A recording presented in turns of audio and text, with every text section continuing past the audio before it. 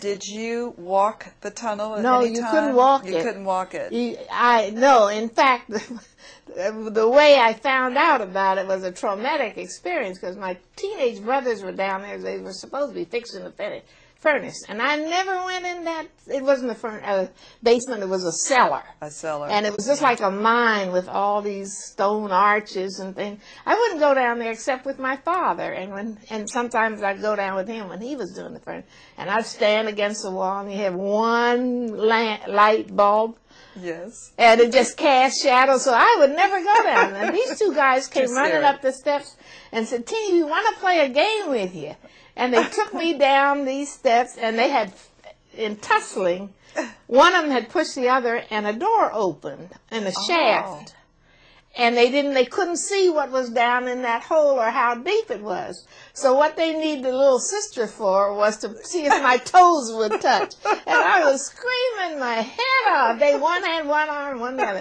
"We love you, we love you. We're not going to let you fall. We just want to know if your toes will touch. We think we found something." So that's the way it was discovered. My goodness. And when I think the spirit sent Papa and Mama back home from wherever they were. But I went running up the steps crying, "These crazy guys are trying to kill me." And my father patted me on the head and handed me to my mother, and my mother said, "Hush."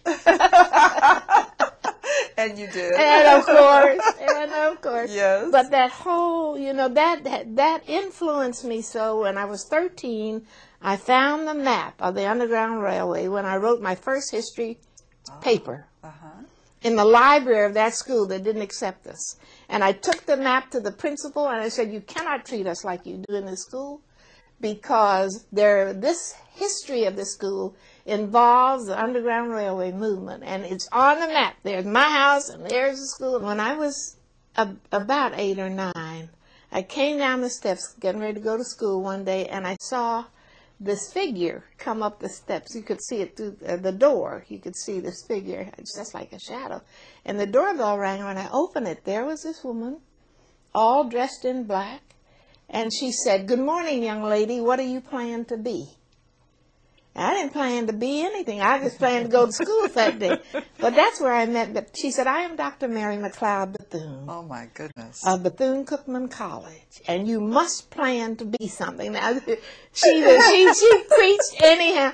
And she had come. I remember going in the kitchen saying to my mother, "Mama, there is somebody at the door." I didn't know who she was, but I knew she was somebody. And when I came home from school, she was still there. She had come to Cincinnati to talk to Mr. Gamble of Procter & Gamble to get money for her school. And she and Mama were talking, and I remember sitting down on the floor beside the couch there just to hear them. And I'll never get her saying, "Isla," which is my mother's name, "Isla, colored women have to stop playing bridge and start building bridges." All right. And when I went to college years later, my roommate tried to teach me how to play bridge, and I could hear Miss Bethune. I said, "Oh, it's not going to work." But so many people went in and out of your home, though. You mentioned Langston Hughes earlier. Langston came home from, he was in Cincinnati from Cleveland. And he was at a party with my brothers, and they brought him home because he didn't have anywhere to stay. And he was there for a couple of days. He was about my older brother's age. And I came to know his poetry, but I remembered him. I met him later years where I heard him read his poetry.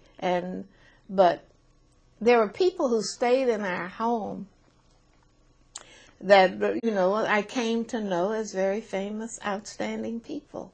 Absolutely. But we didn't have any better sense than to think we were, too. At least we had to be. Well, go get them. We would go get them. That's fun.